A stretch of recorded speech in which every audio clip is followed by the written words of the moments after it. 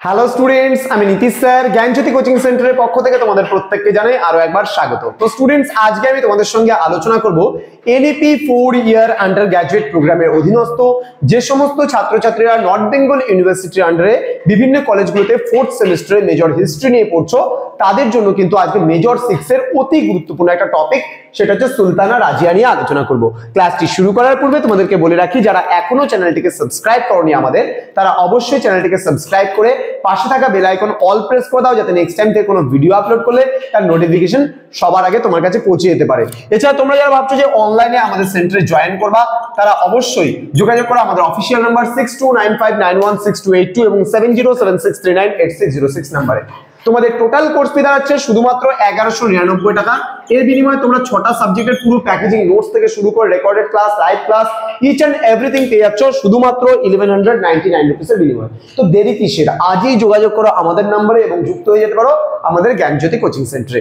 চলো শুরু করছি আজকের ক্লাসটা। তোমাদের বলে রাখি, এই প্রশ্নটা আসার সম্ভাবনা কিন্তু একেবারে 100%। ভীষণ গুরুত্বপূর্ণ প্রশ্ন। সুলতানা রাজিয়া অর্থাৎ দিল্লি সুলতানি সাম্রাজ্যের প্রতিষ্ঠা করে হয়েছিল কত? 1206 খ্রিস্টাব্দে। 1206 খ্রিস্টাব্দে কুতুবউদ্দিন আইবক দিল্লি সুলতানি সাম্রাজ্যের প্রতিষ্ঠা করেছিলেন। কিন্তু দিল্লি সুলতানি সাম্রাজ্যের প্রকৃত প্রতিষ্ঠাতা বলা হয় কাকে? ইলতুৎমিশকে কিন্তু দিল্লি সুলতানি সাম্রাজ্যের প্রকৃত প্রতিষ্ঠাতা বলা হয়। এই ইলতুৎমিশের কন্যাই কিন্তু ছিলেন সুলতানা রাজিয়া।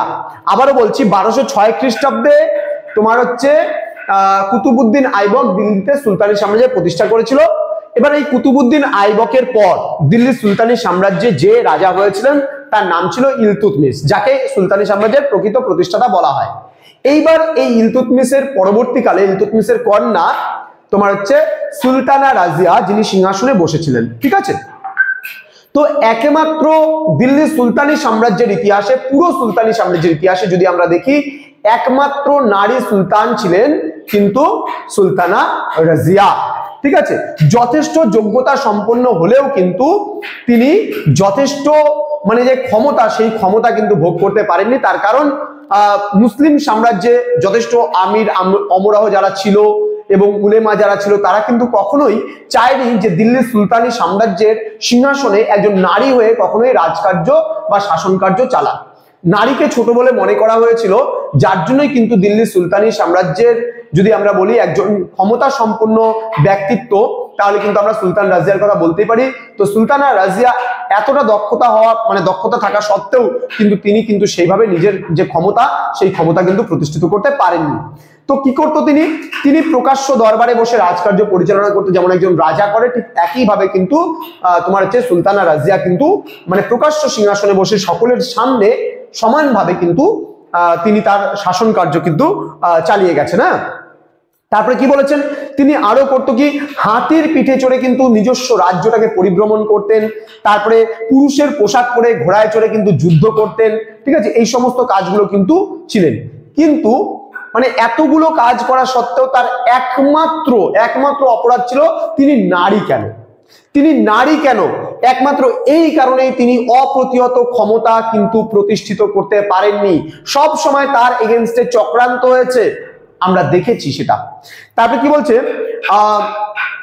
তাই তারা যারা আমিরাহ যারা ছিল, তারা কিন্তু এই যে রাজিয়া অর্থাৎ একটা মহিলার শাসন কেন মেনে নেবে তারা, যার জন্য কিন্তু সুলতানা রাজিয়াকে সিংহাসন থেকে পদচ্যুত করার জন্য সবসময় কিন্তু মরিয়া হয়ে থাকতেন আমির অমরাহরা। ঠিক আছে, তো তারা বিভিন্ন চক্রান্ত শুরু করেছিল এবং রাজিয়ার বিরুদ্ধে কিন্তু বিদ্রোহ কিন্তু ঘোষণা করেছিল।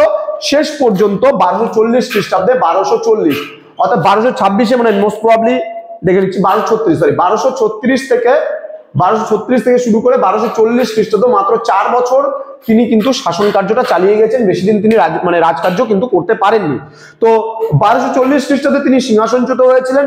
কিন্তু তারপরেও আমরা যদি বলতে চাই যে একজন নারী হয়ে যে এত বিচক্ষণতা, হ্যাঁ, এত ন্যায়পরায়ণ, প্রজা কল্যাণকামী একজন শাসিকা হিসাবে তিনি কিন্তু যথেষ্ট গুণের অধিকারী ছিলেন। কিন্তু তিনি প্রায় 4 বছর পুরোপুরি বলা যাবে না, প্রায় 4 বছর, কারণ তিনি কিন্তু এক্স্যাক্টলি 3.5 বছরের মতো শাসন কার্য পরিচালনা করছেন। তার দীর্ঘ এই শাসন কার্যের পরিচালনায় আমরা বলতে পারি যে দিল্লির সিংহাসনে প্রথম কোনো মহিলা শাসিকা যিনি শাসন কার্য চালিয়ে গেছেন।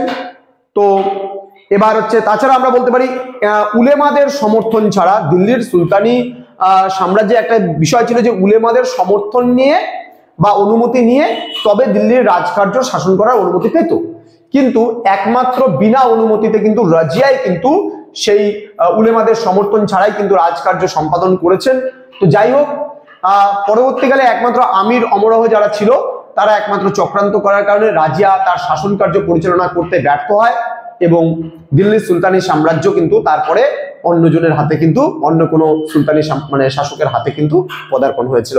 তো স্টুডেন্টস, এই ছিল আজকের ক্লাস তোমাদের সঙ্গে সুলতান রাজিয়া। শুধুমাত্র এটাকে তোমরা 3 মার্কসের করে আপাতত পড়ো, 3 মার্কস অথবা 6 মার্কসের জন্য পড়তে পারো মোস্ট প্রবাবলি।